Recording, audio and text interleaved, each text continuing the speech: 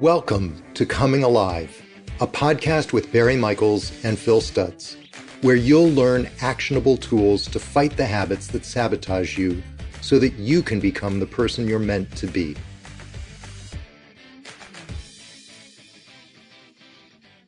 Brian Carroll, who performs under the name Buckethead, is one of the top 10 fastest guitar shredders of all time. A world-class guitarist, he has produced close to 300 studio albums. Primarily, he works solo, but he's also performed with Bootsy Collins, Bernie Worrell, Iggy Pop, Viggo Mortensen, and was a member of Guns N' Roses from 2000 to 2004. Brian's YouTube videos regularly top millions of views, and personally, I can tell you that for anyone who loves music or is even remotely interested in the guitar, they are truly mesmerizing. Really, check them out. Search YouTube under the name Buckethead. What his legions of fans may not know is that he is also one of the most generous, soulful human beings I have ever met. For more on Buckethead, go to www.bucketheadpikes.com. Brian Carroll, thank you so much for joining me today. Well, thanks, Barry. I want to say thanks for what you just said. I appreciate that a lot. You're welcome. So let me ask you a question that I usually get to at some point in every interview, which is, what have you found in your life that has held you back the most? In other words, in the parlance that we use, what is your part X? How would you describe it? I have definitely let fear stop me. I definitely have been cowardly with a lot of things because I'm scared. And I think that fear has just kept me kind of paralyzed for doing a lot of things that I know I should do. And I'm constantly trying to battle that. Mm. Can you give me an example specifically of what fear has kept you back from? Maybe if it's not current, maybe something from your past.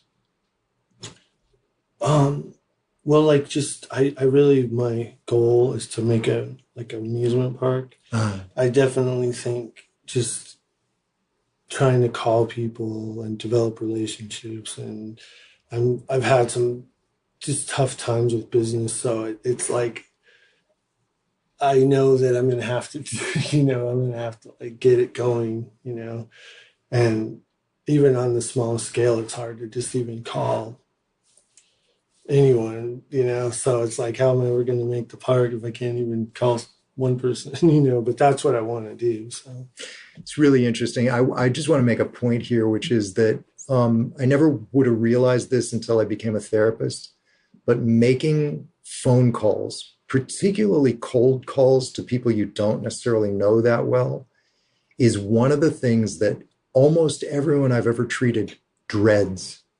They dread it.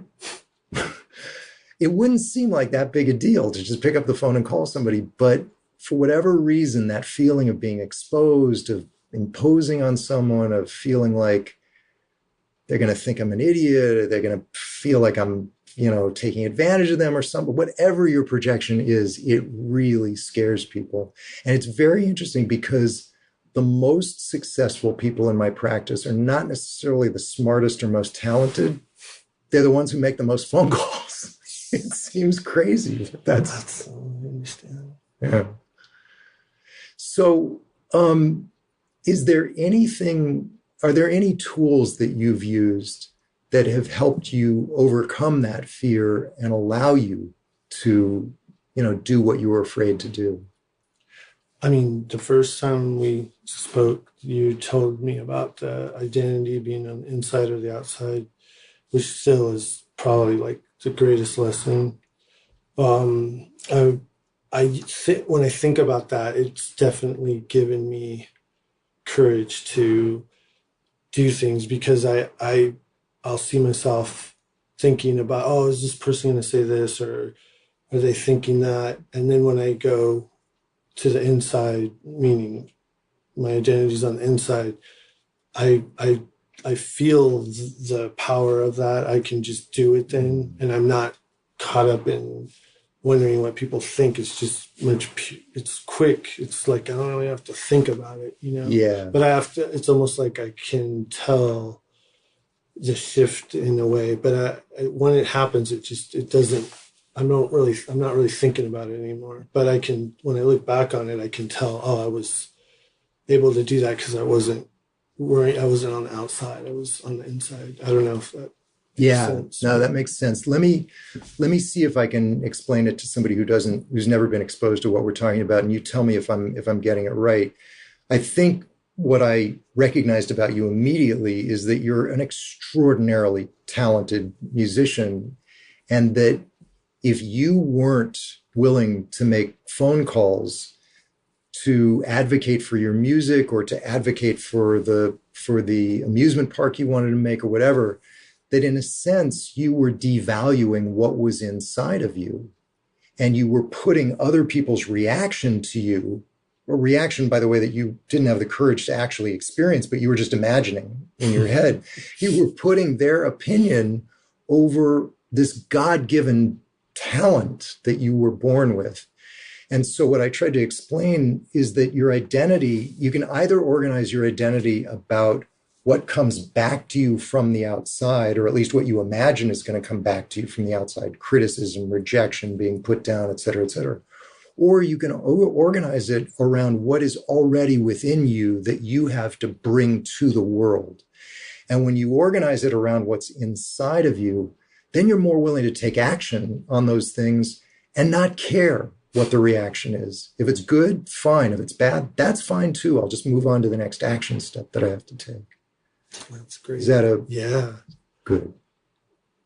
Yeah. That was a huge thing to learn. So thanks for teaching it.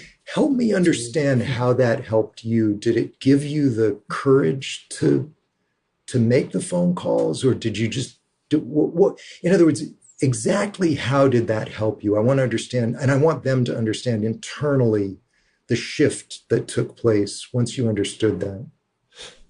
I mean, it just seemed like a freedom, like a real big freedom of not worrying about things and really doing what I felt from the inside. Like when you're like a little kid, and well, for me, like when I was little, I'd just play and create all these worlds, and I didn't have any knowledge of what I was doing. I just did it, and it almost reminds me of that same, like opening that door back up to that world of like flow. And just like you had said when you first said it to me, you said that the flow is what you want to honor, the flow, and that it feels like that really helps get to that place, you know, that particular awareness of that am I on the outside or on the inside. Yeah. And then now I try to be in any, I don't do it enough, but I wish I do notice, oh, I'm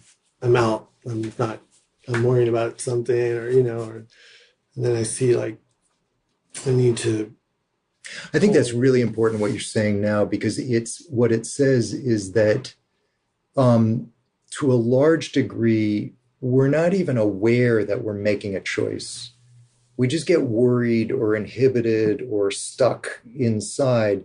And what we don't realize is, oh, there's a part of me that's actually putting more value on the response I'm going to get from somebody than on what I have to bring to them. It's not necessarily a conscious choice. It's just kind of like a default mode that we go to. And at least if you know, wait a minute, no, I'm making a choice right now. And it's not a choice that honors me. It's a choice that gives everyone else way too much power over me. Power, by the way, which most people don't actually want to have, you know, kind of thing. Oh. That then enables you to make a different choice. That's amazing to know that, you know. I mean, Thank you. It's still like mind blowing. Thanks. So tell us, look, I've known you a long time. I know that you've gone through some hard times. What's the hardest thing that you've ever gone through? And the reason I'm asking you this, by the way, is that the one thing I've learned as a therapist is no matter how well put together a person seems on the surface, every single human being I've ever met by the way, including myself, has gone through hard times. And it just helps people to hear about them. Yeah, well, really recently, I have a heart problem where my heart beats out of rhythm. And it's been doing it for a long time, but recently it just really like kicked up into a really intense, and it, I really didn't know what was going on. And I just like tried to deal with it and let it do what it did. And then eventually it would stop, but it got really intense. So I went to the doctor and they said, "Oh, you're on the verge of having a stroke." And I'm like, "Oh, I didn't," because I had felt so good prior to having it. Like, I was just doing pretty well and everything. So they suggested I had this thing called an ablation. So they like go in and freeze your heart, and it's supposed to do something with the nerves because they said my heart was fine. It's just that it could be a genetic thing. They didn't really know, but so I had that procedure and it didn't really stop it, and I'm still dealing with it. And I take medication, which is tough because I never took anything my whole life. I just tried to not, ever take any kind of like anything really. But although if I eat food or drink something, probably that's worse anyway. But just so it's been really difficult because it's scary and it comes on and it like I feel like I lost like half of my, like even walking across a room is difficult. Luckily the medication, I'm thankful for it because it's kept it, from going berserk, but it's pretty intense. So I mean, honestly, having all the tools, using the reversal of desire and the times it comes on, and even the thing we just discussed about I don't know how you would word it, but writing in the journal, because I like to write in the journal a lot. It seems like now I'm sort of like letting this thing, it sort of exists now in me and I can't really escape it. It's almost always I'm aware of my heartbeat or aware of the intensity of my heartbeat or whatever.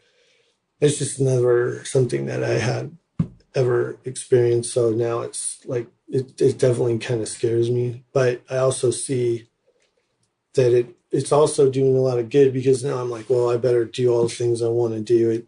It's forcing me to really, and I've been actually doing a lot of stuff, like even doing this. I feel like I should do it just because I would regret if I didn't. This podcast. Exactly. Yeah. I wouldn't, I don't know. I just feel like an urgency now more, which I should have felt anyway, but So the reversal of desire helped you because you were able to use it to get through the fear that you were experiencing? Yeah, when it happens, I'll use it so that I can calm myself down. Because if it's intense, which it can be really intense, it helps just like, think, I don't want that to rule my life. Yes. If my heart goes out of whatever, I don't want to just be sitting around going, when is it going to come back? Or I'll practice now during it. I practice lighter because if I exert myself, then practice guitar. Yeah. It'll definitely, and it's almost like it's training me to play lightly, more in a lighter way. And it relaxes me when I play that way. It relaxes me. So I'm just trying to use it, trying to get positive things from it instead of just looking at it like, oh, here it is again. Who knows what's going to happen. Or, it definitely it's definitely taken me down pretty good. It really sounds like you're making an incredibly concerted effort to turn what would freak anyone out into something positive, which is really the basis of a lot of the work that Phil and I do. Look, negative things are going to happen to everybody. And particularly events in your body are so reminiscent of mortality and death that they freak us out, completely and have the potential to stop us in our tracks. But what you're doing, what I'm hearing you're doing is, number one, you're not letting it stop you. You're using the reversal of desire to plow through it and keep taking action. Number two, you're actually learning to be observant about your own thinking. And if you get too fixated on your heart, you turn away from that fixation and pour yourself into whatever it is that you're doing. And number three, and probably the most important of all, what you said was there's something about this brush with mortality that has actually made you more alive.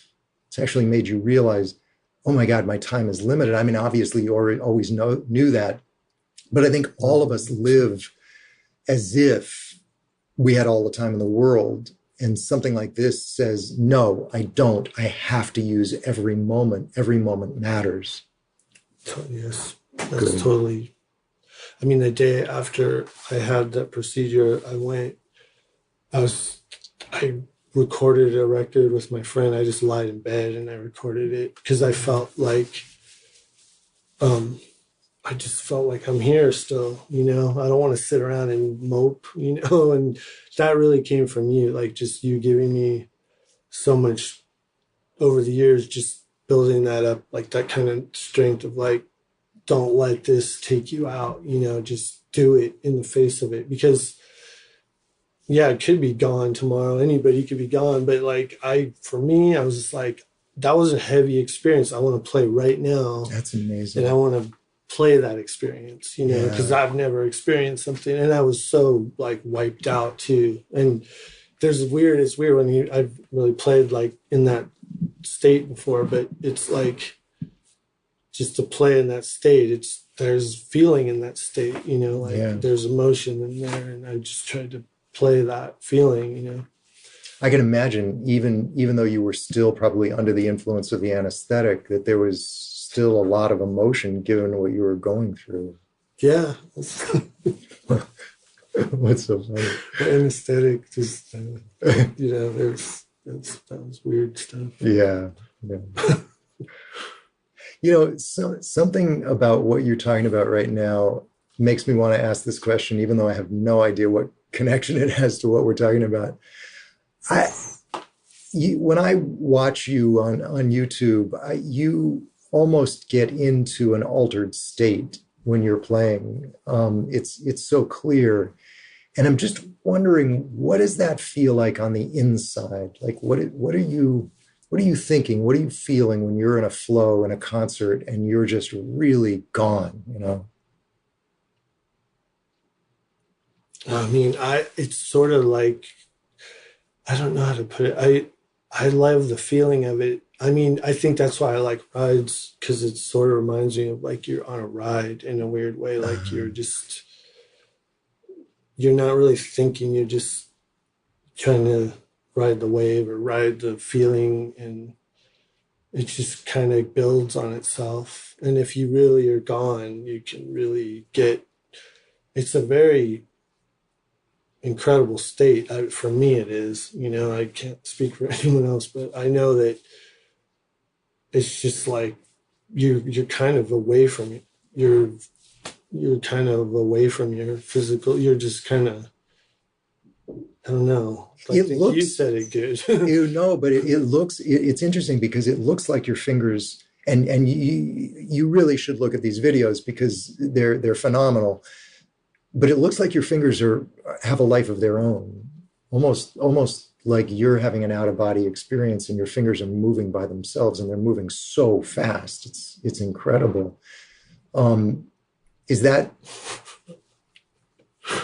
What were you going to say? Is that what it's like? I mean, I'd say it is. If I can. I mean, and you've helped me a lot with that, because I know last tour there was a show where I would usually.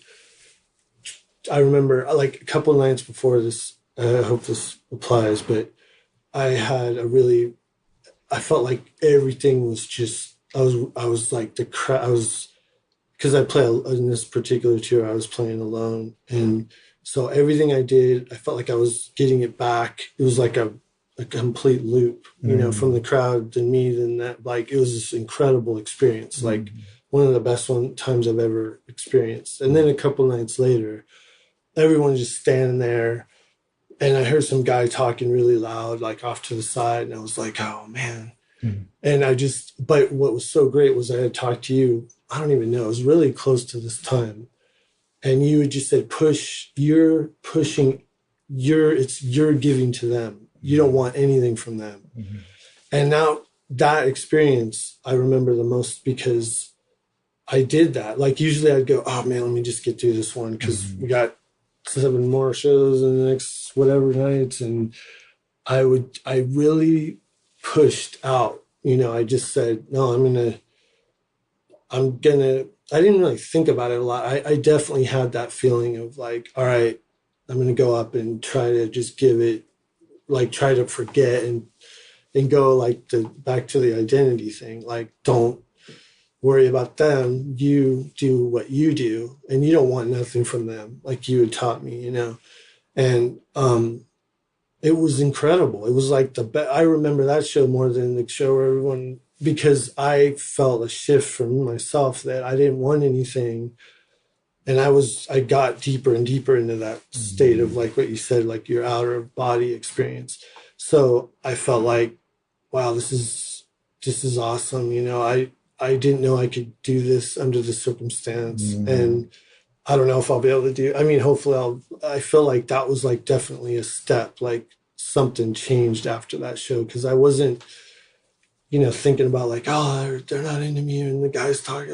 I'm just gone. I'm just going to go for it, or I don't know. I didn't really think about it. I just did it, That's great. And, so that was really incredible. It's interesting because as you talk, I really get the arc of the time that we've known each other from the first session where it was really just phone calls, just your identity is inside of you. You have something to give. Don't pay attention to the feedback that you get from the outside.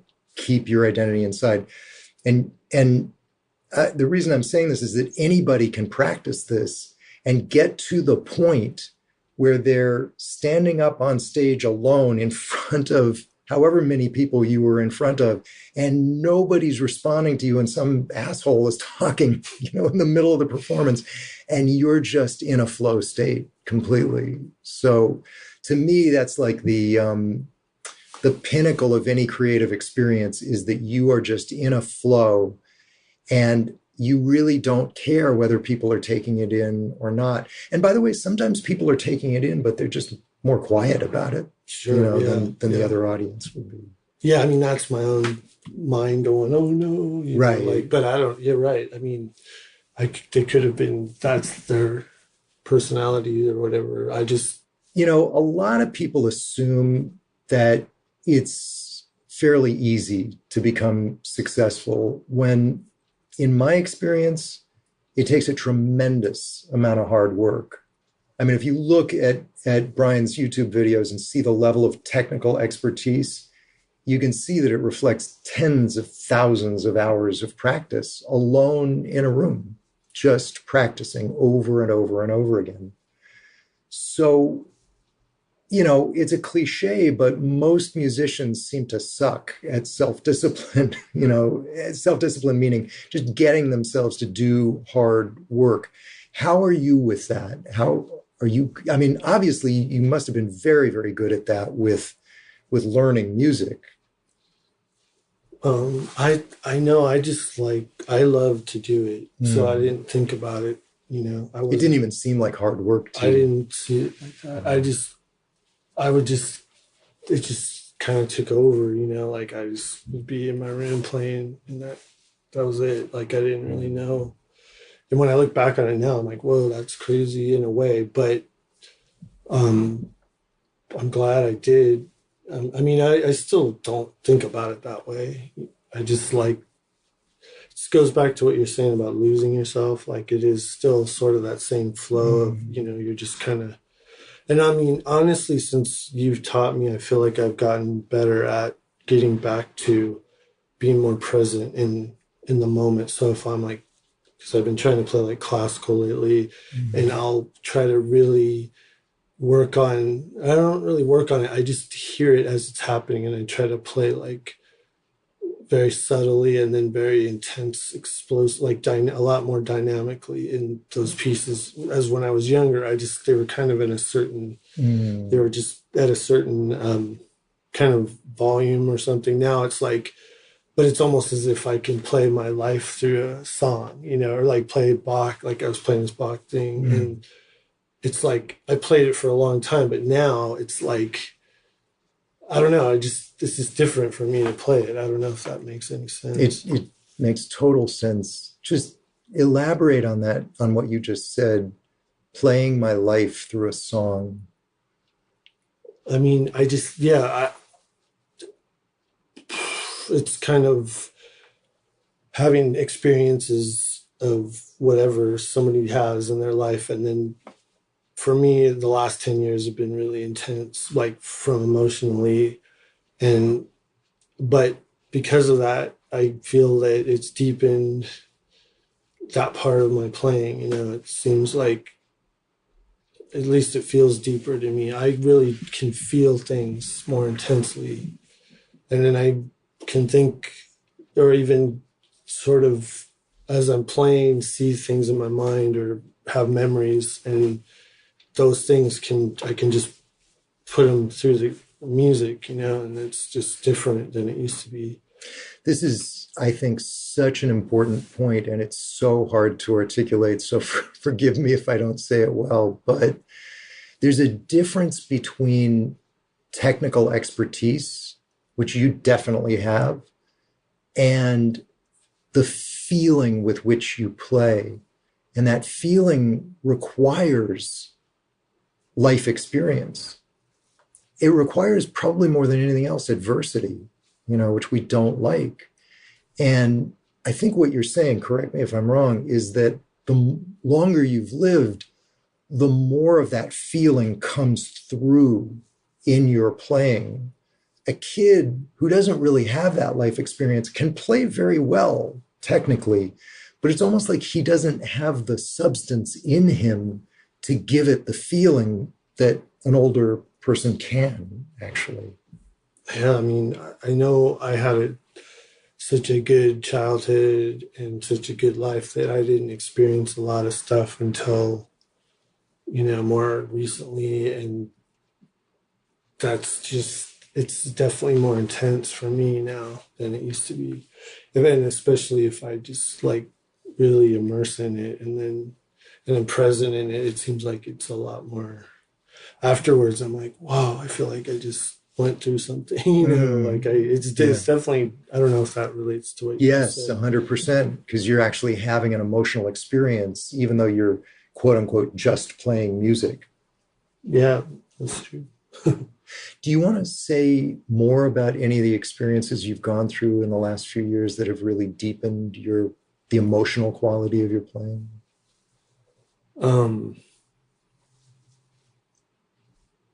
I mean, my my mom and my father passed away, so that's been really tough. Yeah. So it's like I feel like when I play there in the music, you know, it's like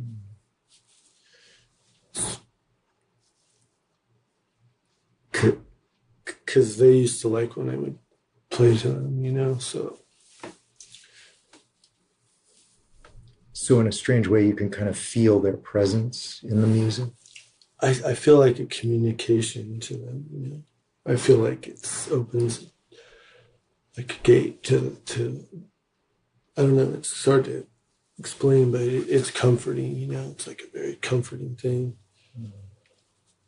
And you know, and maybe it reminds me of those times when I was with them and I'd play for them and stuff, you know. But that's been definitely changed things, you know, a lot. And then I hurt my back pretty bad, and that was another pretty scary thing at the time. But like again, like your tools, I used a lot of that to help me get through it, because I was in pain and I never got anything to get myself out of pain. But I knew that what caused it had to, on a deeper level, I didn't really know it, like in my own mind. I didn't sit and think about it, but I felt it like what caused this, you got to unravel, or that should be. And then I saw like a shooting star. I was like praying for guidance, like, what do I do? I can't even move, like, and then I got like a certain sense of like, okay, just try to, there's an answer, and I kind of just dealt with it.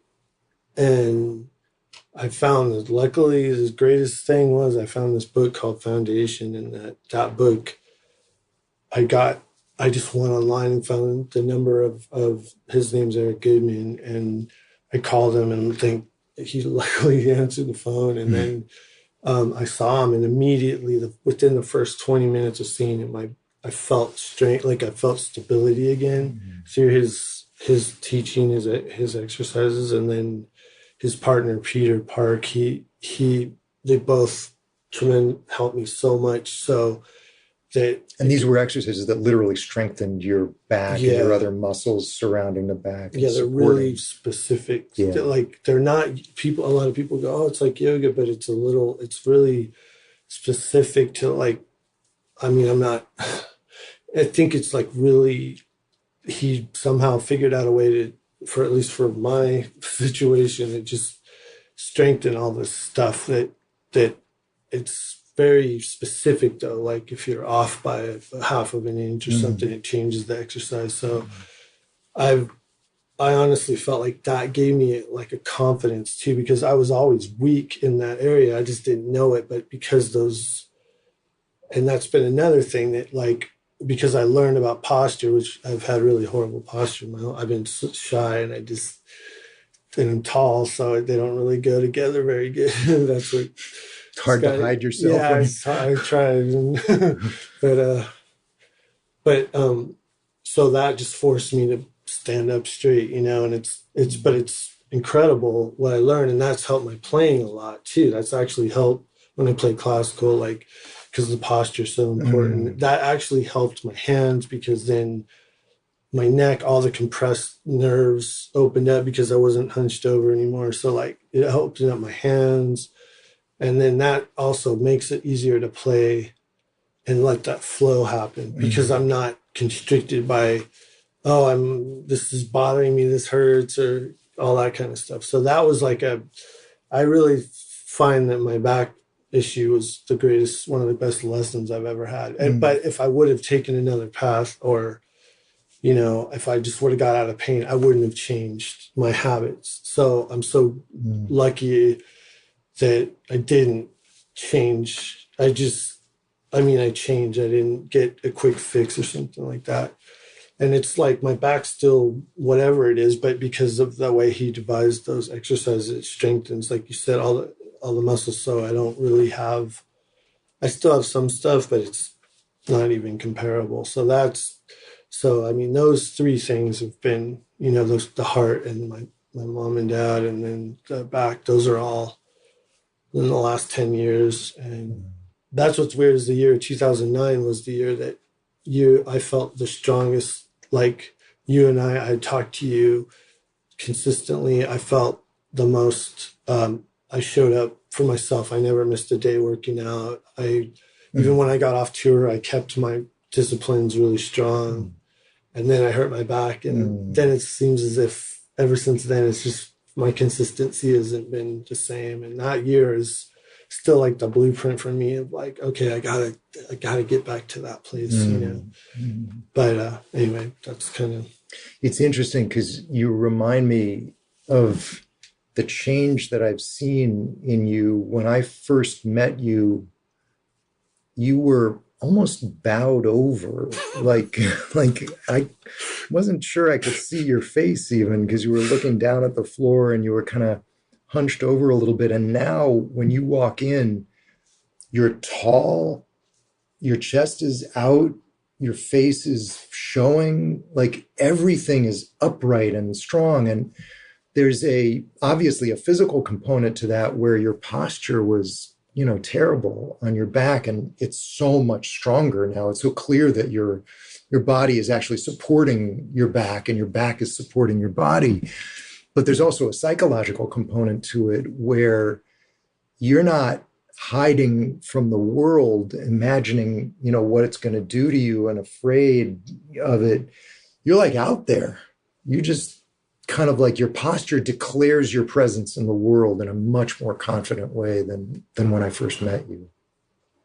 Well, I mean, I think that all happened too because my mind started to change. Mm-hmm. Me, like you, all the stuff that you taught me or were teaching me or are teaching me, but it started to change and my body was still, it had to change. Yeah.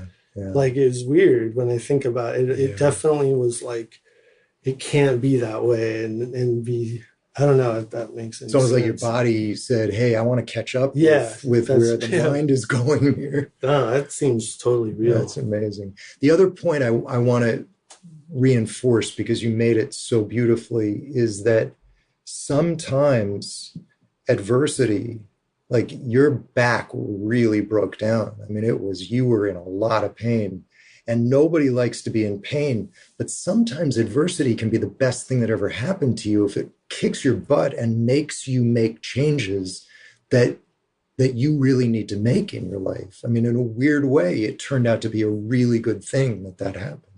It was. And I'm just so thankful that I didn't do what they were telling me to do. Right. It was just to anesthetize the pain. Right. Yeah. Right. And I wouldn't have learned this stuff because if you're not in pain, it just doesn't. So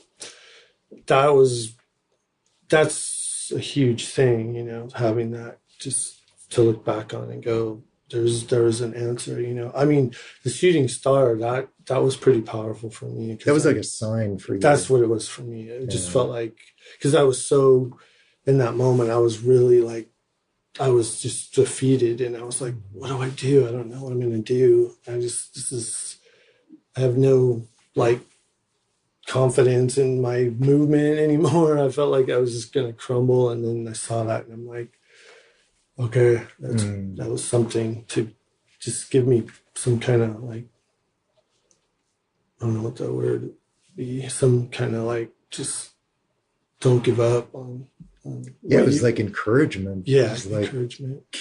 Move forward, do it. Yeah. Obviously, you've achieved a degree of fame, and I'm just wondering if there have been people who have suddenly felt entitled to rip you off or take advantage of you, and if that's ever happened, how have you handled it? Well, I like Texas Chainsaw Massacre. No.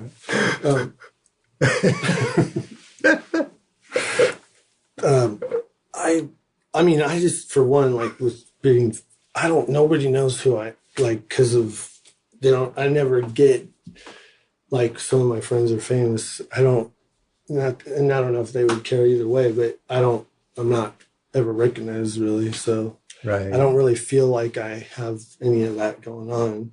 Right. So what I see with how they have to deal with stuff, Right. But that brings up a question that I wouldn't normally ask, but I just know your fans would be pissed if I didn't ask it. So your nickname is Buckethead, and it is Buckethead because you originally started playing on stage with a Kentucky Fried Chicken bucket over your head. Explain the genesis of that. Like how did you come up with that idea? I mean, it sort of happened just like, I mean, it wasn't something that I really thought about. I was eating my father. It was actually a different chicken company. Oh. It was just deli chicken. I don't even know what it was, but I was eating it. And I thought I had that mask, and I like Michael Myers, so it had a similar quality, but it wasn't exactly the same. So I just put it on my head, and I was like, I looked in the mirror, and I just was like, oh, that's Buckethead,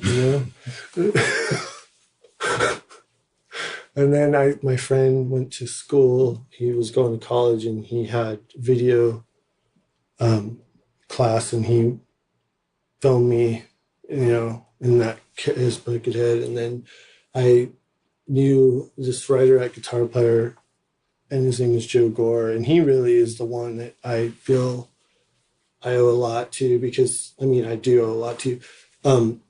He encouraged me to do it. Is that like, you should just go be Buckethead, like go play, because I was always like super scared to play. And I didn't really link that together. I just thought, oh, this is weird, like a weird horror guy. I'd like to make a movie about it or something.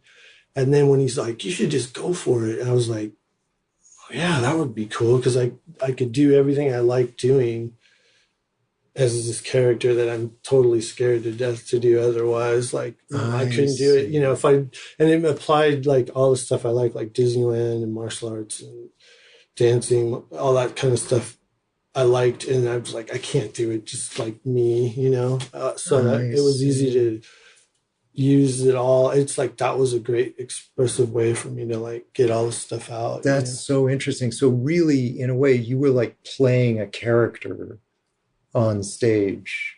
But in a way, I'm more myself. Yes, because it allowed you to be more yourself. I was so nervous to do that stuff. Right. So it's almost like I was more that than I was me. I was more. That's interesting. So it allowed you to actually express yourself in a more uninhibited way. Yeah.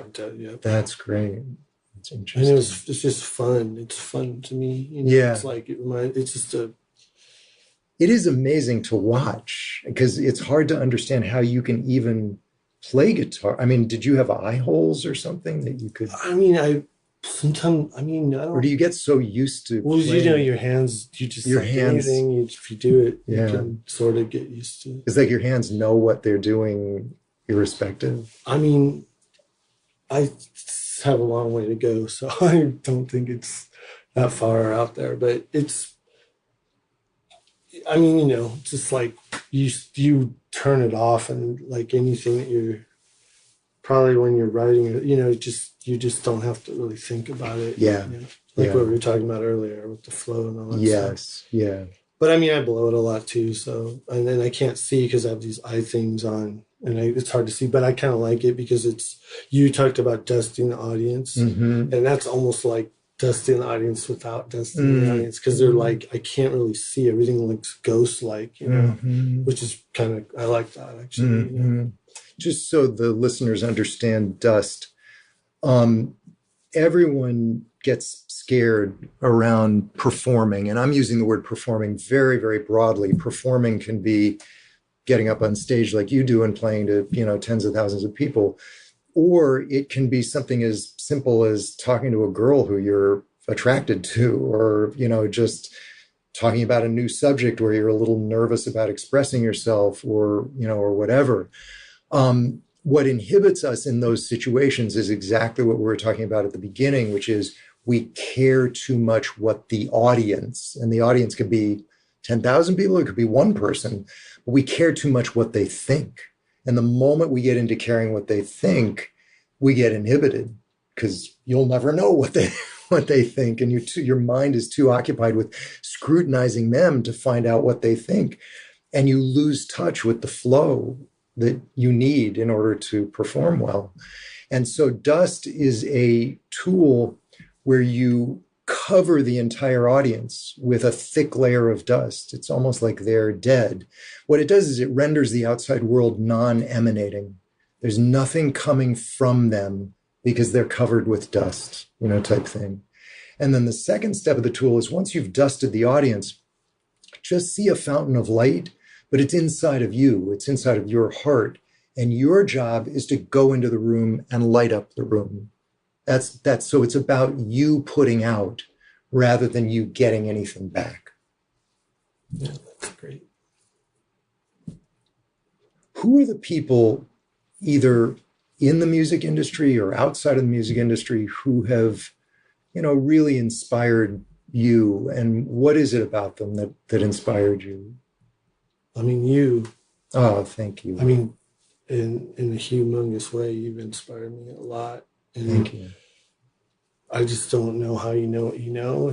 totally insane. Like I can't really comprehend it, you know. But I mean, I think just seeing you and being around you, it's changed me in a way that I'm happy about, you know, and not that it's about me, but from me personally, it's like having you. Um, I'm amazed at how there's really nothing I've ever asked you that you didn't have an answer for, that I didn't, even if I didn't understand it in the moment, it didn't eventually come around to being. I mean, it's just wild. I just can't kind of comprehend it, you know, not that I know a whole lot, but it's like pretty crazy. So you've inspired me a lot Thank since I've you. known you. And it's, I think about the things you've taught me a lot. They run through my mind a lot. And it's sometimes really randomly, you know, like I won't even know. And then it'll, like a light bulb that comes on, I'm like, oh, and then I can handle something. Mm-hmm. So I don't know if that applies exactly like to being inspired. Absolutely. Yeah. Thank you. Oh no, I really appreciate that's it. the absolute truth. Like, you're one of the greatest people I think there is, you know, Thank you. for sure. And then Bootsy Collins, he's been like a mentor to me, and I was a huge fan of his as a kid. And then, like, you know, my friend Brain got him a videotape of me, gave it to Bill Laswell, and Bill Laswell gave it to Bootsy.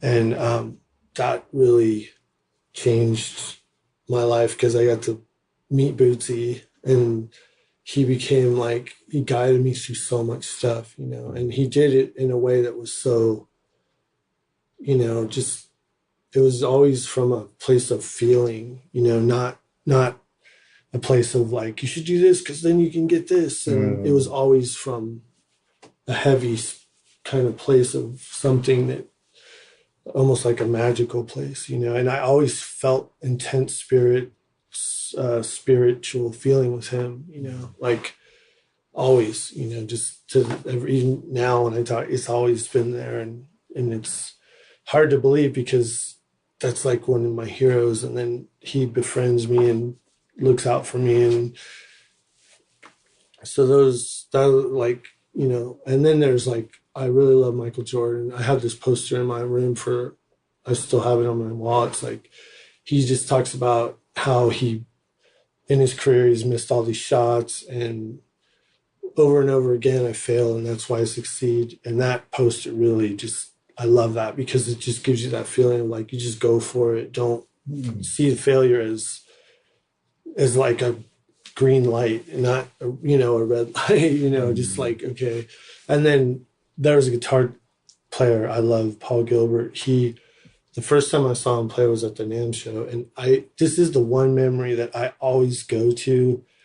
And he was at the NAMM show and he was in a booth and he was playing. And I went there to see Yngwie, who I was like, at that time, his album just came out and he was the baddest. And then Paul was in some booth and he was just it was insane. He was just ripping, you know, and he's just sitting there in this booth. And like, I just never seen, he had so much control, but he was also, it's just like you had said to me one time, a long time ago, the best way to, you know, plant a seed or inspire somebody is by flowing in front of them. Mm-hmm.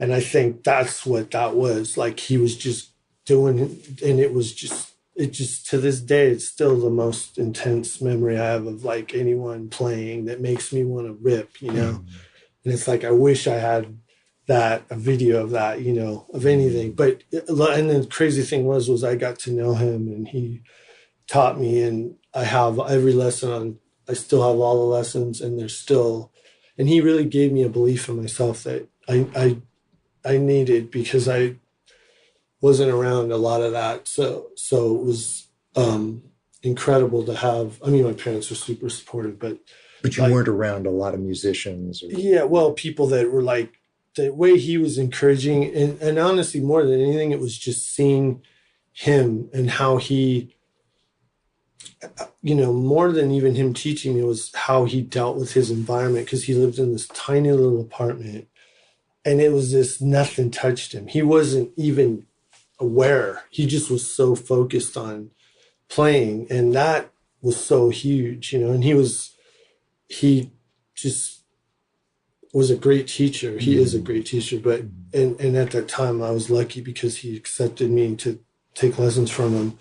And luckily my mom and dad drove me to him, because he was pretty far away. But like just being around him and getting to see that, like when you talk about momentum, and that was pure momentum. Like he was just laser, like a laser focus. And it was incredible to have been around him in that time, and but it's so interesting to go back to the discussion of identity, because it sounds like what really inspired you is that his identity was organized around the music, not the apartment he lived in or anything else. Yeah. And I mean, even seeing him at that NAMM show in that booth, it was like he was just gone, he was just, I don't know what he would say about it, but to me, that was the baddest thing I've ever seen. Like, because it was just somebody at the peak of what they could do, and they're just doing it. Like seeing Michael Jordan or Bruce Lee, or to me, it's like there's those moments, like those are kind of things that they don't leave, because at least for me, they don't leave my mind, because that was seeing somebody in that flow state, Yeah, you're seeing someone give their all to something. It almost doesn't matter what it is, but when you see someone give everything that they have to something, it's inspiring. It makes you want to be that good. It did, seriously. I mean, I try to get my fingers to look like his fingers, I think my fingers grew after I saw him, because he's got crazy fingers, So. It's amazing. But there's another guitar player, Sean Lane. He passed away, but it's beyond guitar. He's like just a super, like, he's just like from outer space. I don't know. He was probably the most incredible musician I've ever seen or heard, and just like totally, it's beyond what I even can understand. But I got to hang around him a few times, and he was like, he took so much information, and I've never seen anything like that, like where he could just read many books in a day, and he had just like a memory where he could remember everything. And anyway, that's a long story to get into, but he is an insane inspiration. It's sad he's gone, but he's not gone in a lot of ways, like he's probably, I think the people like that, their energy is way beyond their physical self. I mean, I think he'll be around forever, because it's just too big. Like Bruce Lee is around. Like there's just certain people that transcend, like Jimi Hendrix. Like their energy is bigger than their physical. That's how I see it. Well, it goes back to what you said about when you play, you feel like your parents are, in a way, their energy is playing through you in a certain sense. Yeah, that's true. You have any questions for me? Anything you want to ask? I want to know if what you want. I mean, what are the things you see that I'm not doing, that I could be doing better? And the thing with my heart is definitely like, it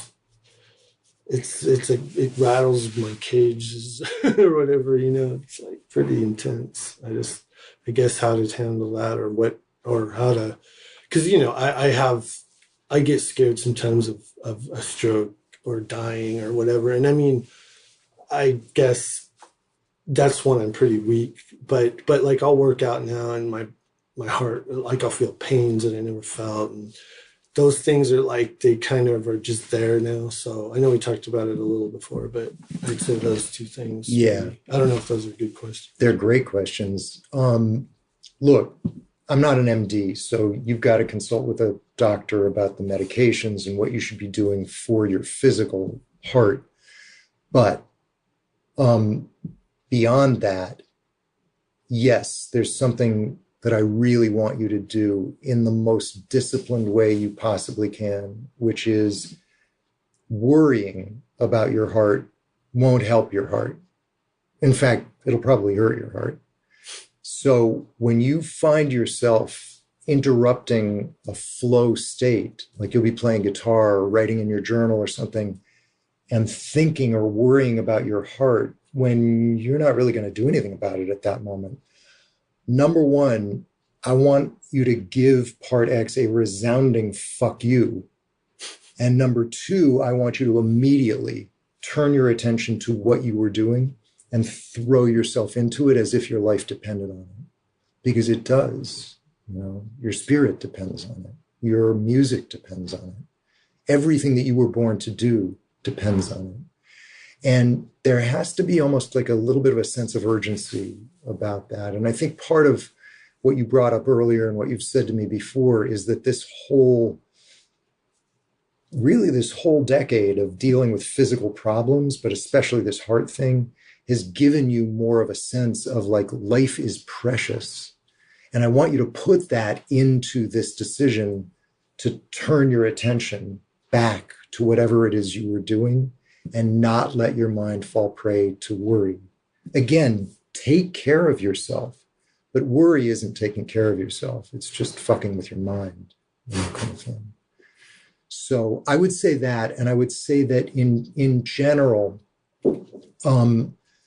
you had that year in 2009, which for a lot of different reasons, everything came together and you were disciplined. And sometimes that's easy. You know, you have a year where that just happens.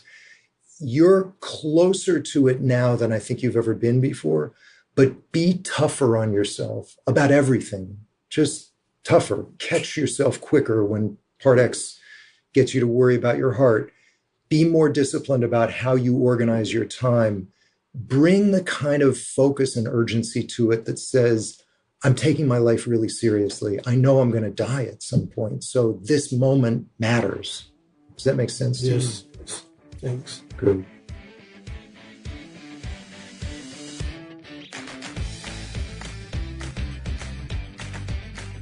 Feel free to contact us at info@thetoolsbook.com with any questions you'd like to ask us or with suggestions for guests or topics for future episodes. Also, check out our website, thetoolsbook.com, where you'll find a treasure trove of information about the tools, our books, and upcoming workshops, and where you can sign up for our inspiring newsletters. Again, that's thetoolsbook.com. Also, we'd really appreciate it if you'd take the time to review the podcast on iTunes or wherever you get your podcasts and tell your friends about it too. Talk to you next time.